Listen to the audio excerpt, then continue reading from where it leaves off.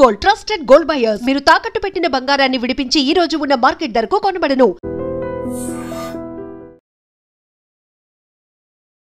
Welcome to iDream. మరి కాసేపట్లో మహారాష్ట్ర ముఖ్యమంత్రిగా రానున్నారు. వచ్చిన తర్వాత ఇప్పుడు ఎవరైతే లొంగిపోయిన మావోయిస్టులు అందరూ కూడా ప్రవేశపెట్టున్నారు. ఇప్పటికే దాదాపు లొంగిపోయిన మావోయిస్టులు అందరూ కూడా ఈ సభాస్థలు చేరుకున్నారు. ఇప్పుడు మనం చూస్తున్న రైట్ సైడ్ కనిపిస్తున్న దాని వెనుక మల్లోజ వేణుగోపాల్ గారు ఉన్నారు. ఇటువైపు లెఫ్ట్ సైడ్ తీసుకుంటే సరెండర్ అయిన మిగతా నక్సలైట్స్ అందరూ ఉన్నారు.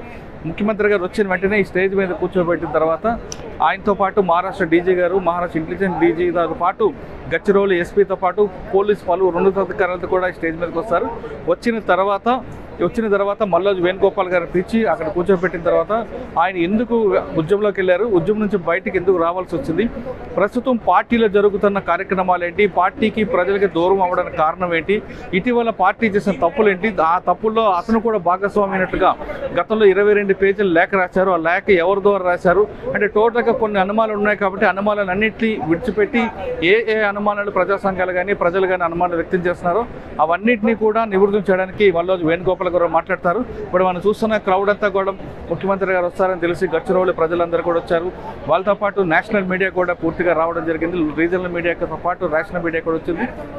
ఇక్కడ వచ్చిన తర్వాత అతను 45 సంవత్సరాల పార్టీకి ఏం చేశారు, పార్టీలో జరిగే నష్టాలు ఏంటి, లాభాలు ఏంటి, ప్రజలకి ముఖ్యంగా ఆదివాసులకి మావోయిస్టు పార్టీ చేసిన కార్యక్రమాలు ఏంటి, తన పార్టీలో ఎందుకు విభేదాలు వచ్చాయి అనే విషయాలను కూడా పూర్తిగా వివరించే అవకాశం కనిపిస్తుంది.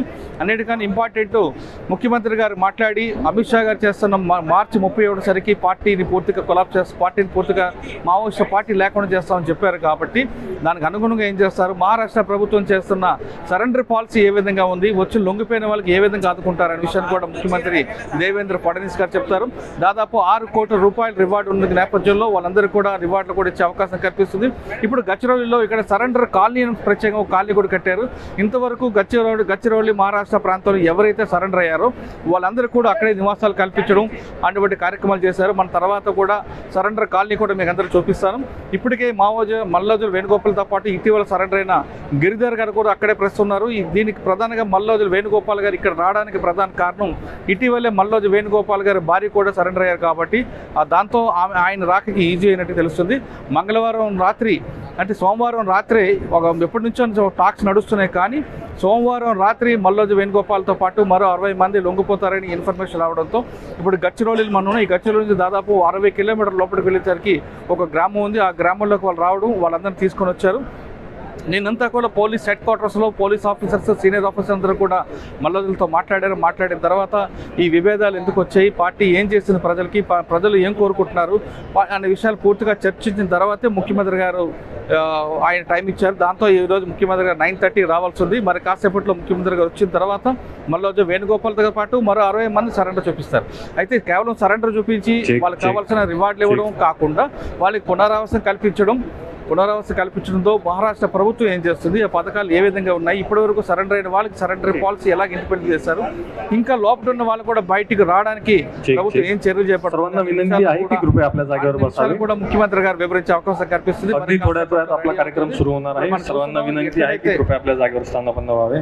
ఎక్కడైతే పోలీసులు ఎక్కున్నారో దానికి రైట్ సైడ్ లో మల్లోజ వేణుగోపాల్ గారు ఉన్నారు. మన రైట్ సైడ్ లో లెఫ్ట్ సైడ్ లో మిగతా మావోయిస్టులు అందరూ కూడా ఉన్నట్టు తెలుస్తుంది. మన కాసేపట్లో ముఖ్యమంత్రి గారు వస్తారు. కూడా మనం చూస్తాం రైట్ సైడ్ లెఫ్ట్ సైడ్ అంతా కూడా మీడియా ఉంది. రైట్ సైడ్ చూస్తుంటే పబ్లిక్ కూడా ప్రజలకు వచ్చారు. వీళ్ళందరూ కూడా ఆదివాసీలు. వీళ్ళు వచ్చిన వాళ్ళందరూ కూడా మల్లోజ వేణుగోపాల్ గారు చూద్దాం, సోను అంటే అలియాస్ సోను గురించి తెలుసుకోవాలనే ఉద్దేశంతో వచ్చినట్టు తెలుస్తుంది. సోను అలియాస్ మల్లోజ వేణుగోపాల్ గారు దాదాపు 45 సంవత్సరాల నుంచి పార్టీలో ఉన్నారు. పార్టీలో వెళ్ళిన తర్వాత అంటే ఆయన 16 సంవత్సరాల వయసు ఉన్నప్పుడే కొండపల్లి సీతారామయ్య గారి ప్రభావంతో ఆయన లోపలికి వెళ్ళినట్టు తెలుస్తుంది. ఆయనతో పాటు ఆయన అన్నదమ్ముడు అయిన మల్లోజుల కోటేశ్వరరావు కూడా వెళ్ళారు. మల్లోజుల కోటేశ్వరరావు గారు 2010లో బిడ్నాపూర్లో జరిగిన ఎన్కౌంటర్ జరిపారు. అంటే ఇక్కడ మనకు చాలా విషయాలు తెలిసే అవకాశం కనిపిస్తుంది. ఎందుకంటే అగ్రవర్ణాలకు చెందిన మల్లోజుల వేణుగోపాల్ కుటుంబం పూర్తిగా మావోయిస్టు పార్టీకి పీపుల్స్ వాళ్ళకి ఎందుకు వెళ్ళింది, పీపుల్స్ వాళ్ళు చేసిన కార్యక్రమాలు ఏంటి అనే విషయాలు పూర్తిగా వివరిస్తారు. పార్టీ తొలి నాలుగులో అంటే పార్టీకి ప్రధానంగా ఉన్న ముప్పాల లక్ష్మణరావు గారు అలియాస్ గణపతి గారు సమకాలీకుడైన మల్లోజు వేణుగోపాల్ మిలిటరీలో కన్నా ఆయన పోలిట్ బ్యూరోలోని పొలిటికల్గా ఆయన చాలా పవర్ఫుల్గా ఉంటారు. ఆయన లెటర్లు రాయడం అభయ్ అనే పేరు మీద ఆయన పెన్ ఉంటుంది. ఆయన పార్టీకి సంబంధించిన విషయాలు ప్రజలకు తెలియాలన్నా ఆయన ద్వారానే పేపర్ ప్రకటన వస్తుంటుంది అభయ్ అనే పేరు మీద. అటువంటి మల్లోజుల వేణుగోపాల్ గారు పార్టీ నుంచి బయటకు వచ్చారంటే పార్టీకి ఊహించిన దెబ్బ అనేది మాత్రం చాలా స్పష్టంగా తెలుస్తుంది. కానీ ఇప్పుడున్న ఒక వర్గం ఎవరైతే తిరుపతి అని ప్రెసిడెంట్ ఉన్నారో ఆయన ద్వారా విడ్మా మరికొంతమంది వీళ్ళందరూ ఏ విధంగా పార్టీ ముందుకు తీసుకెళ్తారా, ప్రజలు వీళ్ళకి ఏ విధంగా సహకరిస్తారనే విషయం కూడా మనం చూడాల్సిన అవసరం కనిపిస్తుంది. మరోవైపు ఈ పార్టీని లీగలైజ్ చేయాలి అనే అంశం అనేది నంబాల కేశవరావు గారు ఉన్నప్పుడే అది చర్చకు వచ్చినట్లుగా మనకి ఇటీవల వేణుగోపాల్కి రాసిన లెటర్ల సారాంశం తెలుస్తుంది. అంతేకాకుండా ఆదివాసీలకు జరగవలసిన అభివృద్ధిని ఎందుకు పార్టీ అడ్డుకుంటుంది, ముఖ్యంగా ఆధార్ కార్డు ఇవ్వకూడదనే విషయం కానీ, లేదా పిల్లలు ఎవరైతే ఆదివాసీ పిల్లలు ఎంత సర్కార్లో చదువుకుంటున్నారో వాళ్ళు 5th క్లాస్ చదివిన తర్వాత బయటకు వస్తే ప్రభుత్వం వాళ్ళకి యాక్సెప్ట్ చేయకుండా మళ్ళీ తిరిగి ఫస్ట్ క్లాస్ పంపడం వల్ల వేణుగోపాల్ గారు వివరణ ఇచ్చే అవకాశం కనిపిస్తుంది. ఇదంతా చూస్తుంటే పార్టీకి ఊహించిన దెబ్బని చెప్పచ్చు. ఇక్కడ గచ్చిరోలు నుండి ఒక 100 కిలోమీటర్స్ వెళ్ళిన అబూజ్మాడ్ ఏరియా ఉంటుంది. అబూజ్మాడ్ వైపు ఇటు బాగా ఎఫెక్ట్ కనిపిస్తుంది. ఇంకా ప్రస్తుతం పార్టీ మహారాష్ట్రలో పూర్తిగా కనుమరుగైందని చెప్పవచ్చు. కానీ ఛత్తీస్గఢ్, అబూజ్మాడ్, అదే కాంకేర్, దంతేవాడ, మరికొంత బెల్ట్ అయిన ఏఓబి ఈ ప్రాంతంలో పార్టీ ఉనికి మాత్రం ఉంది. ఖచ్చితంగా పార్టీకి ప్రజలు ఆదరిస్తున్నారు. కానీ ఇప్పుడు మళ్ళీ ఈ మహారాష్ట్రలో క్లీన్ అయింది కాబట్టి పార్టీని ఎలా ఇక్కడ డెవలప్ చేస్తారు, అసలు ప్రజలు పార్టీకి ఎందుకు దూరం అయ్యారు, ప్రజలు ఎన్నుకున్న సమస్యలు ఏంటి అంటే పార్టీ ఉంటేనే ప్రజల సమస్య పరిష్కారం చేసుకుంటారా, లేదు ఇప్పుడు మన ఉదాహరణకి మనం బంగ్లాదేశ్ కానీ, నేపాల్ కానీ, శ్రీలంక ఇక్కడ ఎవరైనా ప్రజల సమస్యలు ఎదుర్కొన్నారో ఆ సమస్యలకు ఏ పార్టీ సహకారం లేకుండా ప్రజలు రోడ్డు మీదకి వచ్చి తమ అనుకుని సాధించారు.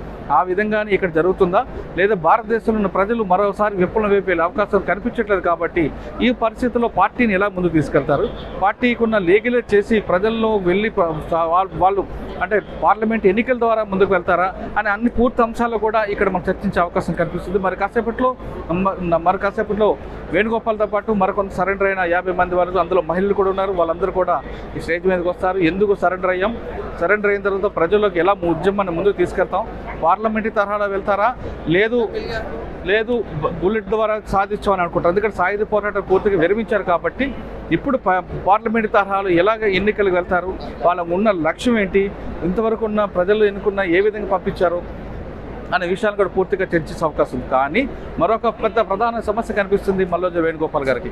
ఇప్పటికే పార్టీ కోసం ప్రాణత్యాగం చేసిన వాళ్ళందరూ కూడా ప్రశ్నించే అవకాశం ఉంటుంది. వాళ్ళందరూ మల్లోజు వేణుగోపాల్తో పాటు కొండపల్లి సీతారామయ్య, ముప్పాల లక్ష్మణరావు గారు, ఇటువంటి వాళ్ళందరూ, నల్ల ఆదిరెడ్డి గారు, వీళ్ళందరిని చూసి వాళ్ళ భావజాలను చూసి గద్దరు పాటలు విని వీళ్ళందరూ చాలామంది తల్లులు తమ కుటుంబాలని, తమ పిల్లల్ని పార్టీ కోసం త్యాగం చేశారు. అట్లా మల్లోజు వేణుగోపాల్ గారు రాబోతున్నారు. ఇక్కడ జరిగిన అంశాలతో పాటు చాలా వివరంగా ఆయన ప్రజలకి ఏం చెప్తారు, ఎందుకంటే ఆయన చాలా తప్పులు చేశామని కూడా ఆయన 22 పేజీల లేఖలో రాశారు కాబట్టి ఆ లేఖ అంశాలు ఎలాగున్నాయనే విషయాన్ని కూడా చాలా స్పష్టంగా తెలుస్తుంది. మరి ఇంకోవైపు సీఎం గారు కూడా వచ్చే అవకాశం కనిపిస్తుంది. నిజంగా ప్రస్తుతం ఉన్నటువంటి సమాజం దేనికి ప్రయారిటీ ఇస్తుంది? ఆర్థిక సంబంధాల చుట్టూ మాత్రమే తిరుగుతుంది. మళ్ళీ ఎన్నికలంగానే చాలా విరక్తి కలుగుతుంది. మంచి అనిపిస్తుంది కదా, లేడీస్ కూడా ఛాలెంజింగ్ జాబ్స్ చేసినప్పుడు చాలా బాగుంటది. ట్రాఫిక్ అసిస్టెంట్స్ గా నియమించిన ట్రాన్స్జెండర్స్ అందరితో సాల్యూట్ చేయించుకుంటున్నారు. ఫుడ్ డెలివరీ ఇవ్వటానికి వెళ్ళినటువంటి డెలివరీ బాయ్ అనిల్ పై కళ్ళ ముందు